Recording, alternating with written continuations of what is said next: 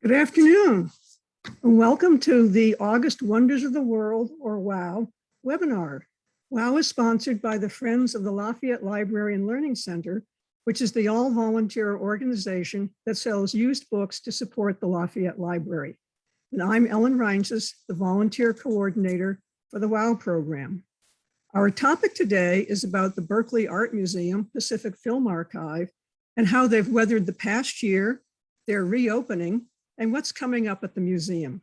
And our speaker today is AJ Fox, the Media and Communications Director at the museum.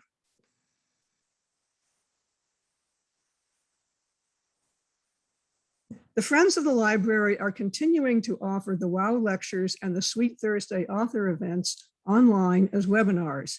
We plan to continue with the online format, likely through at least the end of the year. I'd like to thank everyone who was watching last month and responded to our survey. Your answers were very helpful in determining our fall programming decisions. We're in the process of scheduling new webinars, and here are a few of the coming attractions. The 3 webinars listed here are all scheduled in Zoom, and there will be registration links contained in the follow-up email tomorrow. The next 2 WOW presentations will be by the Fine Arts Museums of San Francisco. On Wednesday, September 8th at 2 p.m., we'll have a discussion of the DeYoung exhibit, Judy Chicago, a retrospective, that opens on August 28th. And on Wednesday, October 13th at 2 p.m., we'll have a discussion of the exhibit, Wangechi Mutu, I Am Speaking, Are You Listening?, that is currently at the Legion of Honor and will be there through November 7th. I watched this the other day at another library and thought that it was very interesting about this Kenyan American artist and thought that our Lafayette audience would enjoy it as well. I'm working on additional months, and these will be announced at future webinars. Sweet Thursday is on vacation for the summer. Our next scheduled Sweet Thursday will be on September 30th with the author Carol Agarian, who will discuss her book, Vera. And if you've missed a webinar or loved it so much you want to watch it again, you can visit our YouTube channel where you can find all the webinars we have been permitted to record. And this can be found at tinyurl.com, Friends LLC-YouTube. And we will be recording today's webinar. For questions today, please use the Q&A function on your computer or device. And you can type in questions there. And at the end of the speaker's presentation, we'll choose a selection of questions to answer. And since there are always audience members who are new to the Lafayette Library, I'd like to take a moment to best learn how to sign up for and learn about our upcoming lectures. There's 2 basic ways. One is to get on the weekly email list that's put out by the Library Foundation. There's a sign up you can get to at llcf.org/subscribe. Or you can go to the Contra Costa County Library Central website, ccclib.org. And there's an events tab at the top that will take you to upcoming events. There are 26 branch libraries in the Contra Costa system, so we will see every listing that's up there. And so the best way to get to what you might be interested in is to use the filter functions on the left. And that could be like by location or age or type of event. The Friends of the Library have for many, many years sold donated used books to support our library. We have a retail bookstore called Friends Corner Bookshop, which is located on the lower level of the library building at the back on Golden Gate Way. And it houses about 20,000 affordably priced volumes. And we also sell higher volume books through Amazon. And with those funds, we support our library through extended hours, purchase of books and related materials, library programs for all ages, and not only our own, but also those put on by librarians. And we also support our partners in the facility and the facilities themselves. Friends Corner Bookshop is now reopened 6 days a week, just like the old days, for in-person shopping. There have been some updates to the shop, including an online inventory system and this will help us know if the book you're interested in is in stock. We're also utilizing point of sale technology at checkout, and we are just starting to accept credit and debit cards. We're also accepting new book donations. For a long time, the garage was closed, so we couldn't do that. We do ask that donations be limited to 2 bags or boxes at a time, and that they be placed in the gray cabinets in the garage. And if you're interested in purchasing books from the Friends to support the library, you can go to the Friends website to find out about the hours we're open and the guidelines for donations, as well as to find the all-important Amazon button. And now I'd like to introduce our speaker, AJ Fox. AJ joined the UC Berkeley Art Museum and Pacific Film Archive in 2017, bringing to the institution nearly a decade of experience in arts communications. At BAMFA, he designs and implements publicity campaigns to promote the museum's eclectic range of art and film programming. AJ previously worked as a communications consultant at the New York-based public relations agency, Resnick Associates, where his clients included the Dallas Museum of Art, the Frick Collection, the Rolex Arts Initiative, and the Asian Art Museum of San Francisco, among many others. He holds a bachelor's degree in film and media studies from Dartmouth College. Thank you for joining us today, AJ. And I'm going to stop my share, and then AJ can take it away from here. Very good. Thank you, Ellen, for that kind introduction, and thank you all for allowing me to join you today. It was such a pleasure to speak to this group a couple of years ago. It feels like a couple of centuries ago, given everything that's happened in the interim. But I'm delighted to be back, albeit virtually, and delighted to have the opportunity to talk to you all about all of the great activities that are going on at BAMPFA right now. So I hope everyone can hear and see me well. I know it's a year into Zoom, so we're all getting used to this still to this day. I'm going to attempt to share the PowerPoint slideshow that I've prepared, so bear with me as I summon that up. Let's see. Okay.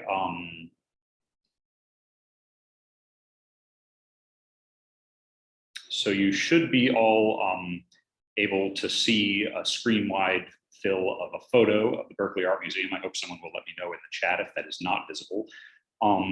And yeah, I'm here to talk today, as Ellen said, about the UC Berkeley Art Museum and Pacific Film Archive, where I've been very proud to do communications work for the past 4.5 years or so. And I thought what I would do today is just give a very brief overview. I'm sure many of you are familiar with the museum in general terms of who we are and what we do. I'm going to say a few words about what we've been doing for the very unusual year that we're only just coming out of. And then the main focus of my remarks is going to be about what we have coming up this fall, because I'm very pleased to say that we have a lot of really exciting sort of return to form programming in both our exhibition spaces and our film theater. And I'd be delighted to share that information with you as we get into the presentation. But just to start with, wanted to give a very brief overview of BAMPFA. I always like to start with this particular photo of the museum because I think it's a really nice illustration of something that makes us sort of unique in that we are both physically and programmatically devoted half and half, 50-50 to art and to film. And you can really see that if you look at our building, which the left half of this photo is our art museum and art galleries. And the right half of this photo is our wonderful 232-seat film theater and also our film library and study center that we have. And we're really proud to sort of balance both those aspects of our program in a way that I think is quite unique among certainly most of our peer museums around the country and around the world. So I'll say more about both sides of that program in just a moment. But this is a photo from our, excuse me, from our exhibition galleries. This was taken shortly after the museum opened its new building in 2016. We've been around since the 70s, but the current building, which is located right in the heart of downtown Berkeley, has been open since January of 2016. Excuse me. And What's exciting about this building, I think, well, there are a number of things that are exciting about it, but one is the location puts us right at the western border of the UC Berkeley campus. So if you hop off BART in downtown Berkeley, we're about a 2-minute walk from the downtown Berkeley BART station, so very accessible geographically. And we're also, I think, very accessible to both the campus community, and we're very proud of our kind of relationship to UC Berkeley, which sort of runs the museum, and to the we also sort of, because we're on that border space, we also face and serve and are proud to serve not just the city of Berkeley, but the larger Bay Area community and beyond. And I think that's really nicely reflected in the museum's location. This is a photo of the interior of our film theater, also taken very shortly after the museum reopened in 2016. We host, during pre-pandemic times, over 450 film screenings per year, which makes us, by a pretty significant margin, the largest repertory film center in the Bay Area in terms of overall programming. Those films range, as many of you probably know who are familiar with our program, all over film history and all over the world of cinema geographically. We show all kinds of movies from past and present. And I'm going to talk in a moment about what we've been doing in that regard during the pandemic, but just quick preview to say that we are very excited. I personally am very excited to be reopening this film theater after over a year and a half of dormancy come September 1st. So more on that to come. Many of you may be familiar with our Rosie Leempkins retrospective, which I'm going to talk briefly about in part so that you know about the retrospective, but also to kind of illustrate the changes that BAM-PFA has had to undergo during the year of pandemic, change of pandemic. I guess I can't keep saying the year of pandemic, because how long has it been now? 18 months or however long you count. It's been too long, and we're very excited to be getting back to normal operations. But right before the pandemic began, I remember it very fondly because it happened to be my birthday, February 19th. We opened this exhibition in February 19th of 2020. And this was really, I think, one of the most important exhibitions in BAM-PFA's recent history. The artist Rosie Leempkins is a wonderful quilt artist, probably one of the most important and influential African-American quilt artists of the 20th century. She passed away in 2004. And she was actually a local artist. She was a Richmond-based artist who toiled in obscurity for much of her early career until she was discovered by this guy, Eli Leon, who was an Oakland-based art collector and sort of arts advocate, who literally found her selling her quilts at a flea market in Richmond, and sort of brought her to the attention of the wider art world and became sort of her patron and her dear friend. They had a very kind of close and warm relationship for decades, and he helped her get exhibitions in New York and around the world.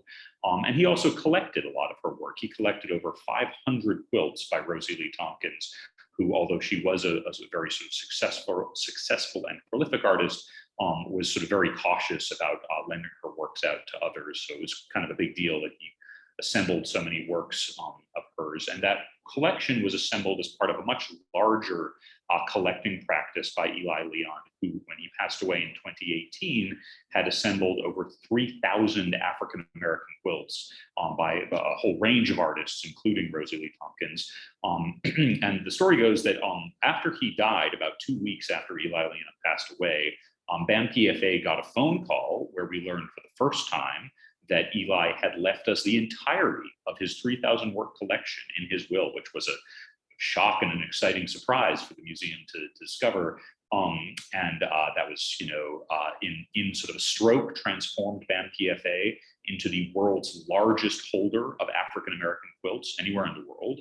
We have by far more of these materials than any other museum anywhere, which is something that we're really proud of. And we were really proud to host, beginning in February of 2020, the largest retrospective of Rosie Leempkins' work ever assembled. This exhibition had an outstanding 3-week run before we were unfortunately forced to close it, and everything else we were doing at the time due to COVID. But part of the reason I wanted to talk about it today is that we really had to pivot to create a virtual version of this exciting exhibition in the form of sort of like a narrated slideshow hosted by our now director emeritus, Lawrence Rinder, whom some of you may be familiar with. He was the co-curator of this exhibition with a curatorial fellow, Elaine Yao, and we put it all online. With this, we really felt that this material was important. We wanted people to see the show, even if they couldn't see it in person.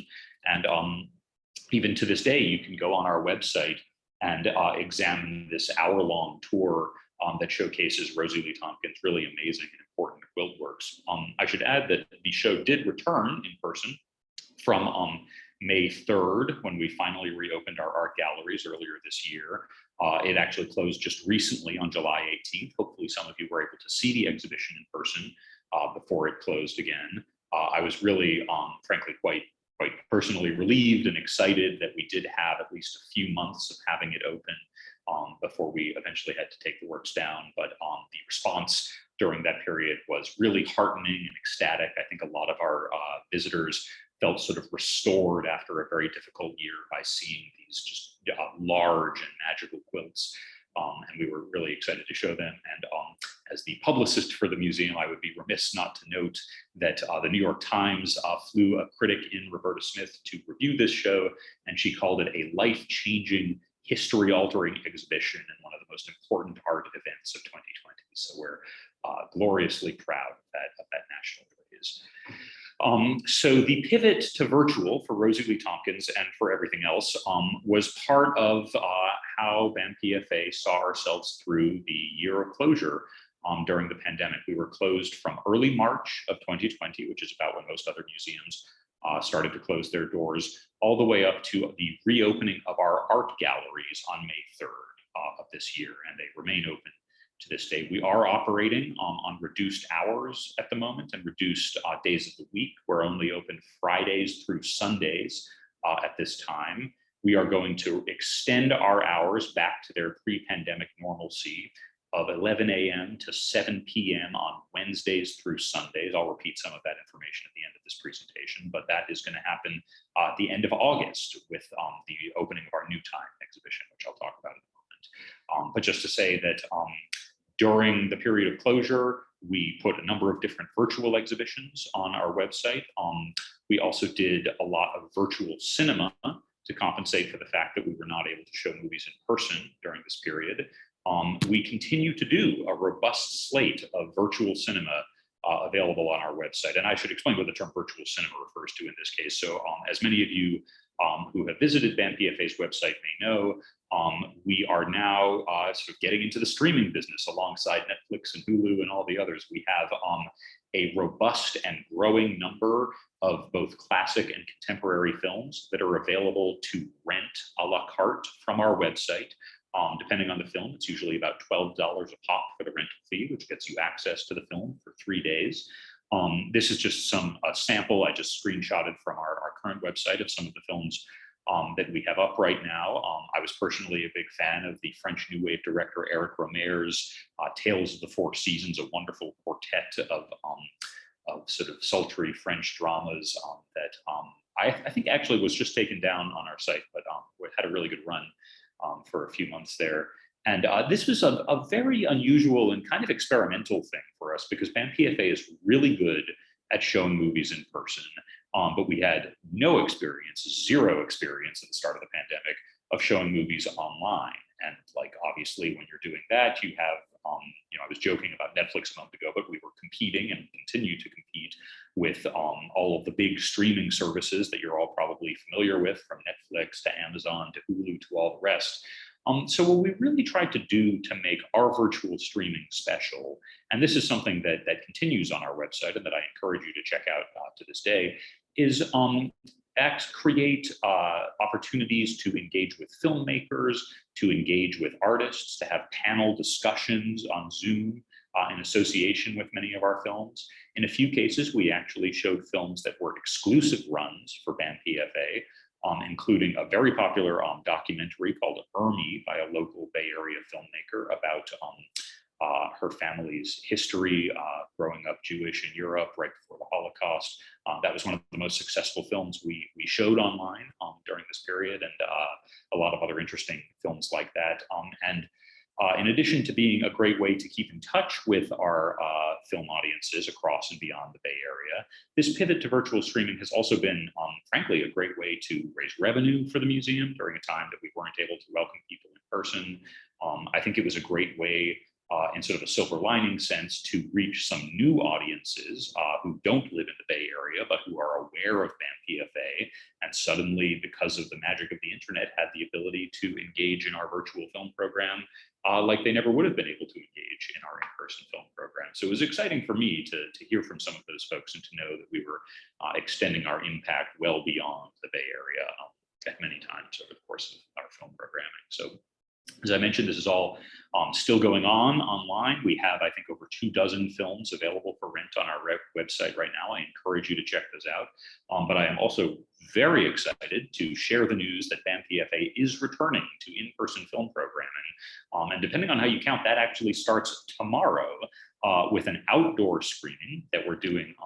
Let me see if, I don't have that photo quite yet, but we have, as those of you who have been to the museum will recall, we have a beautiful, story-high outdoor screen on the north side of the museum's building. We're going to shut down the sidewalk and the road right next to that screen so people can bring their lawn chairs, they can bring their picnic blankets, and we're going to show our first in-person movie in 18 months is going to be the documentary Barbara Lee, Speaking Truth to Power by the local filmmaker Abby Ginsberg, which we think is a really excellent way to welcome our loyal Bay Area audiences back to see a movie at the museum. Even if it's still outside, it remains our first in-person screening of who knows how long, and we're delighted to show that movie at 7 p.m. tomorrow night as part of, I should say, an outdoor screening series that we're going to be doing of sort of inspiring documentaries for the next few weeks. You can see that mentioned on our website here, free films on BAM-PFA's outdoor screen. So please do look into that. I hope to see many of you at the screening tomorrow night. Happy to share more information about that if anyone's curious. And then we return to in-person indoor film screenings on Wednesday, September 1st. We're going to be coming back with two programs. One is called Documentary Voices, which is a series that lifts up important documentary works from around the world, both classic and contemporary. It's an annual series that we're bringing back this fall.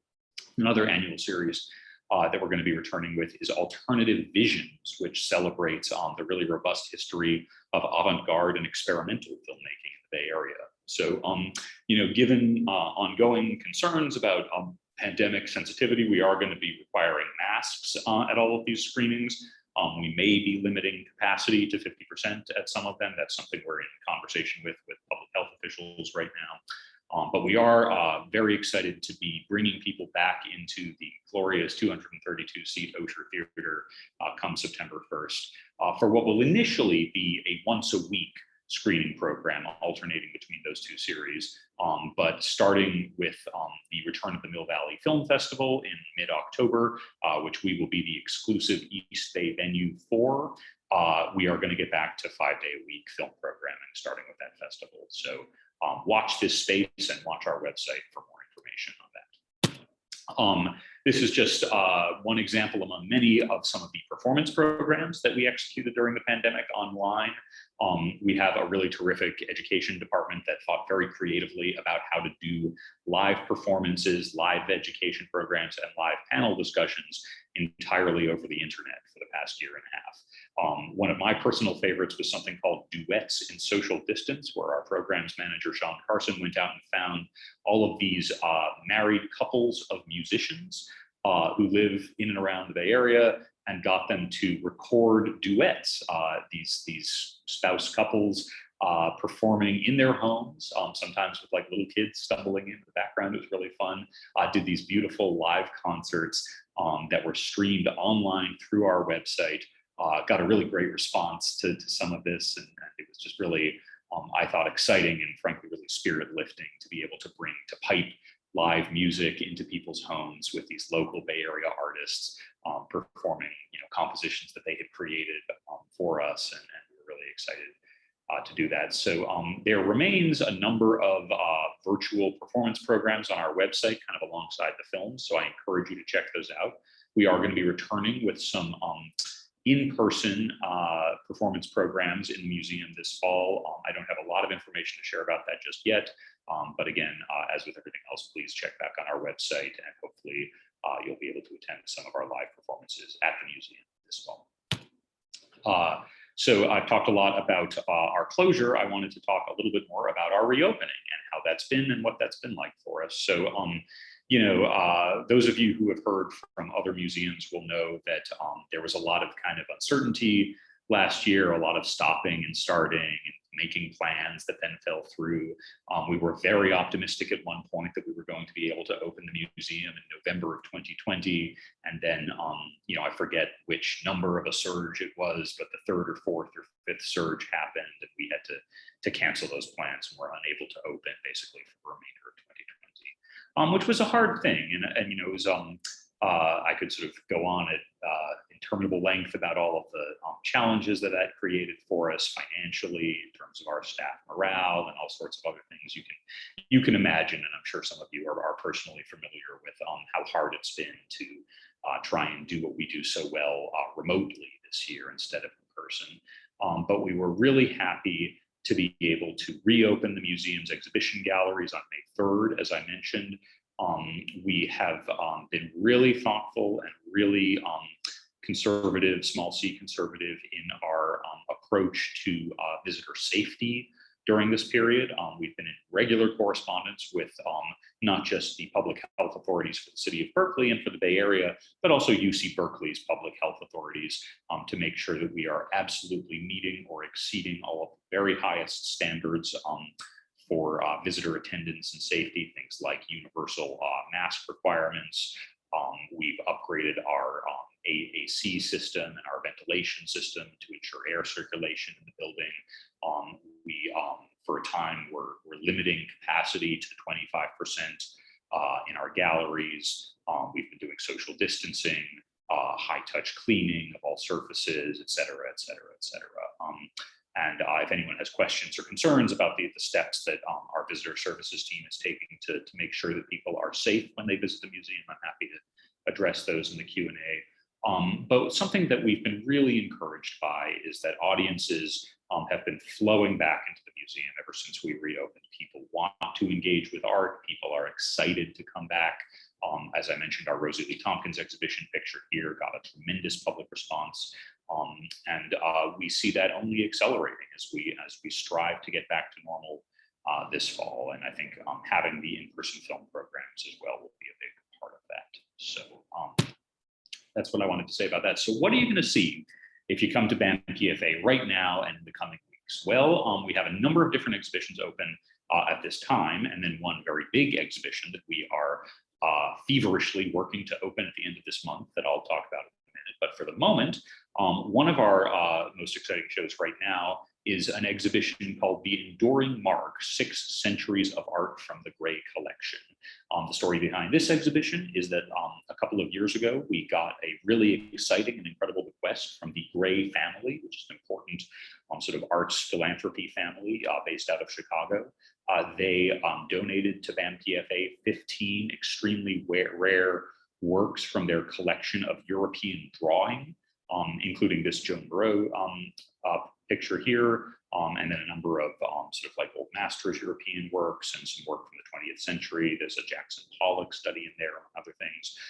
And we were so excited about this gift that we've decided to host an exhibition devoted to these materials, which I think is exciting for a number of reasons. One of which is that, as those of you who are enthusiastic about this type of work may know, it's actually not all that common to see classical European drawing in Bay Area art museums. For a metro area of our size, we have a lot less of this kind of material in Bay Area collections than they do in places like Chicago or New York. So really delighted that we can welcome folks in for a really kind of top tier European drawing show that also, I think, has a sort of special connection to our educational mission, because it's a great exhibition for students, including students, who are art students or art history students, and want to learn more about these works firsthand. So that exhibition actually just opened last Friday. Stay tuned for a review of it that'll be appearing in a couple of days in the San Francisco Chronicle. Fingers crossed that they write a good review of it. But it's a really exciting show. I was down there just yesterday, and really enthusiastic about the crowd that that's going to bring for us. Another show that we have open right now is a single artist show of the artist Kei Sekamachi. Kei is a Berkeley-based artist. She is 94 years old and still going strong, still making art in her home studio here in Berkeley. And she is a Japanese-American artist who, again, has lived in Berkeley for almost all of her 94 years, with the exception of a few years when she was actually interned in an internment camp during World War II with her Japanese-American family. But after that period of her life, she went to art school at CCA and became a really important artist in the early fiber arts movement of the 1960s. And I'm not an art historian, but my understanding is that in the early 60s, fiber arts and textile arts were really sort of like fighting for recognition as like an important American art form that hadn't been seen in museums until that time. It was sort of thought of more in a crafts context. And Kei Sekamachi was a sort of prominent and early figure in really making the case that fiber arts are an art form unto themselves. And you can see that quite obviously, and see these beautiful three-dimensional fiber sculptures that she's been creating for more than half a century now. I'm just utterly in love with this one, which is actually from sort of a series, as you can see, of I don't know what you would call them, sort of like jellyfish-like or ghost-like hanging three-dimensional sculptures. This particular one is actually made out of fishing line, like commercial fishing line that you can pick up at a hardware store. And for anyone who's ever worked with like fishing line material, it's very slippery. So you can just imagine how elaborate it must have been and how time-consuming it must have been for Kei to create these beautiful sort of life-sized sculptures out of this kind of slippery twine, essentially. Here's a photo of Kei that was taken by Berkeley Side when a reporter from that website joined me at Kei's home studio a few weeks ago. Kei is really extraordinary, I think. She's about 4'10", she's 94 years old. She is sharp as a tack and conducted the entire half-hour interview with that journalist while weaving at her loom, because she was so proud to show off her loom work as she was talking about her career as an artist. So a real gem. We're so proud to have her here in Berkeley, and proud especially to give her what is in fact her first Berkeley solo show. She's been exhibited in museums all around the world, but for some reason she's never had a solo exhibition in her hometown of Berkeley. So what a great kind of crowning achievement for this 94-year-old artist to be able to show her work in her hometown museum. So please do come see that show, which is on view through the end of October, and really a great highlight of our program right now. Oh, sorry, this, by the way, is our outdoor screen. A quick double back to my conversation earlier about our outdoor film programs. This is where you're going to be able to see movies starting tomorrow night. It's just a magnificent screen that we hope to use more of in the coming months, and a great way to do outdoor film programming at a time when some folks are still concerned with indoor transmission. So it's a wonderful space. Please bring your picnic blankets and your lawn chairs and come see the Barbara Lee documentary tomorrow night. It's going to be a really fun event, I think. Which we are hosting in conjunction with the Downtown Berkeley Association. So all credit to them for helping us make this happen. And the sort of great flagship exhibition that is opening up at Banff TFA on August 28th of this month is called New Time: Art and Feminisms in the 21st Century. This is a show that we have been working on since well before the pandemic. It was actually scheduled to open in 2020, but like many other things, was pushed to 2021. And there's kind of a long story behind this exhibition, but I'll give you all the short version. Basically, we have a curator here of modern and contemporary art named Apsara DeQuinzio, who attended the Women's March in January of 2017 and was so inspired by that march that she decided to create a sort of nationwide initiative with many of her colleagues at other institutions called the Feminist Art Coalition.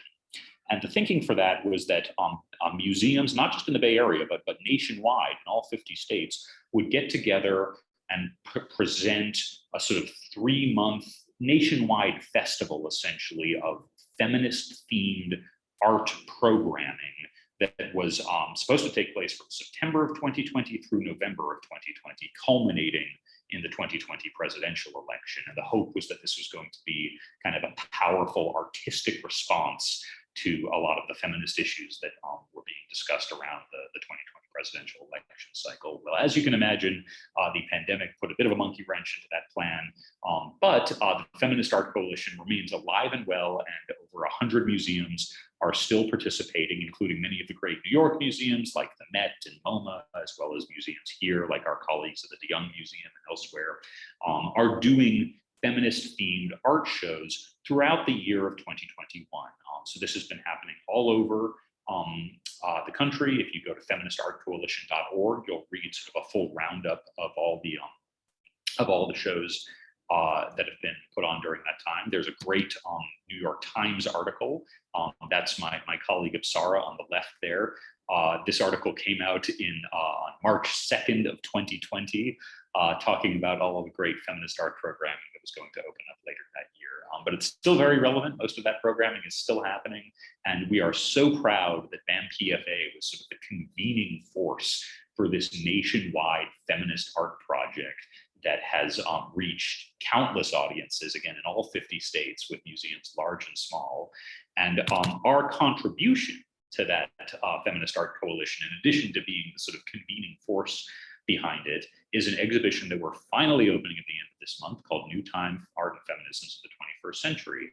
What is that show? It is one of the largest, physically largest exhibitions in BAM PFA's recent history. It's going to take over half of our gallery space.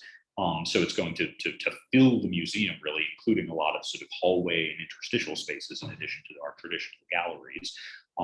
There's going to be over 150 works created by over 75 artists, some of whom are local to the Bay Area, others from around the world. And all of the art is from the past 20 years by artists who identify themselves as feminists. Not all of them identify as women, but they all identify as feminist artists. And the goal of the exhibition is to explore the different kind of cross currents in feminist art practice and feminist art theory that have emerged in the 21st century. And there's all different ways in which that manifests, from work that explores gender and sexuality to work that explores the history of the women's movement. I'm particularly fond of this Linda Stark painting that's called Stigmata. You can sort of see what the visual metaphor is there. Here's another painting by Annie Schnitger that sort of captures, I think, in a nice sort of way, the multiplicity of what we think of when we use the word feminism. It was a very intentional choice on Apsara's part to name the show New Time, Art and Feminisms, plural, in the 21st century, not feminism, because there are a lot of different ideas, both in the art community and in the world at large, about what the term feminism means. And with a show of this scale and breadth, we really think we're going to be able to sort of explore the different kinds of feminism and the varieties that exist in contemporary art practice. So it's a massive show. As I said, over 150 artworks, including some fairly provocative material that I can't put in a slideshow, but it's going to be very colorful and exciting. One highlight of that show, incidentally, is that there's going to be, we don't have a photo of it yet because it was only just installed, but a mural, a 60-foot by 38-foot mural taking over the entirety of BAM PFA's entryway lobby by the artist Lucita Hurtado, who unfortunately passed away last summer at the age of 99. But, for those of you who don't know her work, Lucita Hurtado was one of these sort of like great 70s feminist artists who, was married to a sort of like more famous male artist and never really got her due during the prime of her career, but had this kind of late career rediscovery when she was like in her early 80s. She started having like shows in New York and stuff, and was just like a wonderful artist who does a lot of what she calls eco-feminist work, And we have this sort of beautiful landscape mural that she conceived of before she passed away at the age of 99, and that we have installed in the museum's art wall according to her specifications. So that's one way in which this exhibition is sort of going to expand beyond the physical space of the galleries. There are also going to be video components.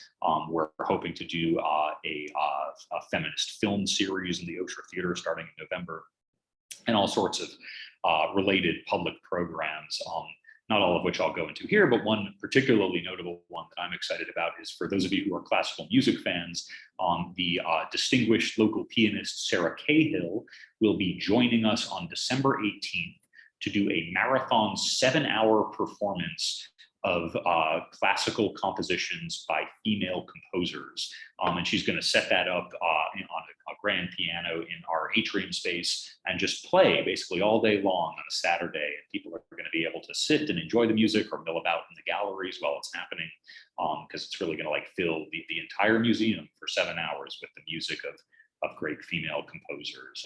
So that's one that we're especially excited about. Again, that's on December 18th. And we have a number of other performance programs and panel discussions and things coming up in association with this show. So again, that opens on August 28th. We're very excited about this exhibition. Please do come and check it out. It's going to be open through the end of January, and really, again, is one of the most sort of large and ambitious things the museum has done in quite some time. So a real highlight to look forward to. I already talked about that New York Times article. So that's what's going on at BAM PFA these days. I like to end with this shot of us here embedded in downtown Berkeley. The museum is really kind of like sits, I think, at the heart of the East Bay's cultural community, both geographically and programmatically. We're, again, very accessible by BART, very accessible by car. Parking is not quite as bad in downtown Berkeley as it used to be before the pandemic. So it's very easy to find us, both online, where we continue to have a robust slate of virtual programs, and as I've described, a large and growing slate of really exciting in-person programs that we look forward to welcoming you all to in the months ahead. So I think I'll end there. Thank you all for your time and attention, and delighted to take questions if anyone has any. Stop sharing my screen and we can go from there. And I'll come back as well. All right, so if anyone has questions, they can start typing it into the Q&A. Let's see, so here's one for you. Will the talk by the curator for the new exhibit about feminism be live or virtual? So this person is very interested in hearing her remarks, and so can you give her any advice? Yes, well, we are definitely hoping to have an in-person curators talk on August 28th. The information about that should be on our website pretty soon, if it's not there already. And yeah, Sarah has a lot to say about that show. It's something she's literally been working on since the 2016 election. So a great opportunity to hear from her in person. I don't think we're going to be live streaming that in answer to your specific question, but we are going to have a number of different live stream programs in association with that show available on our website throughout the fall. Okay. So in terms of film that might be coming up, what would you say would be maybe half a dozen of the ones that you're most excited about? Oh gosh, well, as you mentioned in the intro, I was a film studies major in college and a real movie head. So I am excited about it. I celebrate all of our film programs. I encourage you to go see all of them. Let's see. Well, so we haven't announced the full slate of our indoor fall film programs. I'm aware kind of on a confidential basis of some of what that's going to be, but even I don't have the full slate myself yet. So I can't name a lot of individual films for you to check out this fall, although we will be announcing those soon. So stay tuned for that information. One that is that we're opening with on September 1st when we reopen the Osher Theater that I'm personally excited about, and that has a really special Bay Area connection, is a documentary called The Murder of Fred Hampton. And that's an important very gritty newsreel footage documentary about the Black Panthers and about titular murder of Fred Hampton, sort of an important civil rights figure in the Bay Area in the 60s.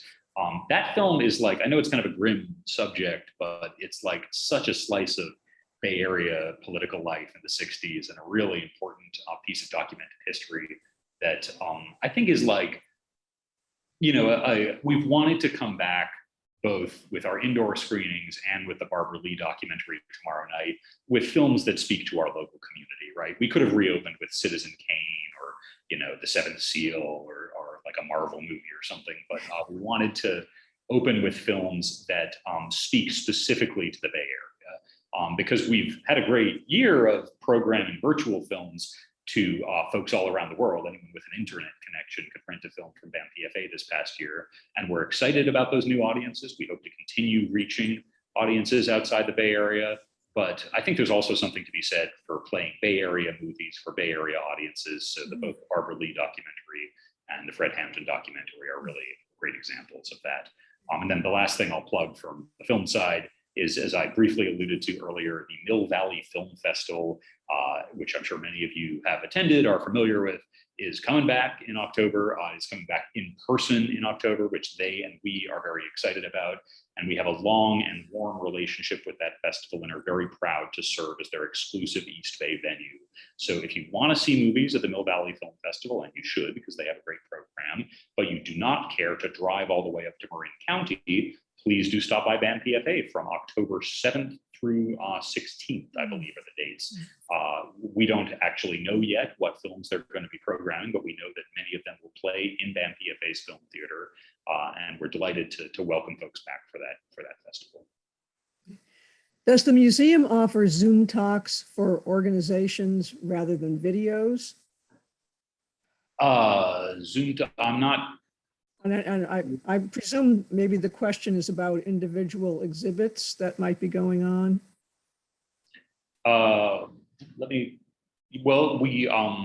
We offer all of our virtual programs. Let me see if this captures the meaning of the question, and if not, I'll give it another try. All of the virtual film programs that we put on, not just film, but all of the virtual programs are available to anyone who cares to watch them. Some are live streamed, like in real time, and then put up as recordings on our website after the fact. Others are recorded before the fact and then made available on sort of an indefinite basis on our website. That varies depending on who the participants are and rights issues and other factors. But many, if not most of those programs, with the exception of film, are free to anyone, be they an organization or an individual. So certainly if you're a member of an organization that wants to engage in our programs in that way, you can find that stuff on our website, and I encourage you to do so. Okay. So during the university year that was, I suspect, largely virtual, did you engage with Berkeley students? And if so, how? Yeah, certainly. Well, I could sort of digress for a while about BAM PFA's relationship to UC Berkeley. I'll keep it short, but we have always been a university museum. We're proud to be a university museum. Our connection with UC Berkeley is part of the lifeblood that has always sustained this institution.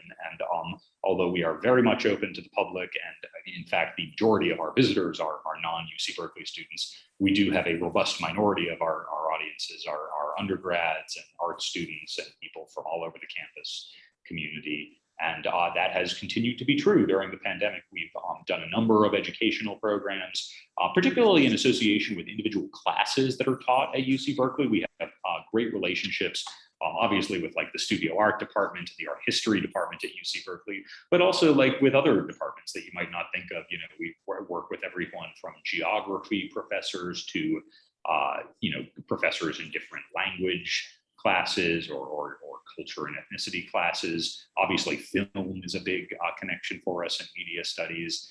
And, I don't have a lot of information about the sort of like individual classroom interventions that our programming team does with those classes, but I know they're quite robust and will continue to be. We're delighted to be welcoming students back in person this fall. Many of the students, who like had their whole first year as remote students at UC Berkeley with the first year class last year, have not had the chance to visit the museum before. So a great highlight for us is just going to be to like welcome those students in person for the first time.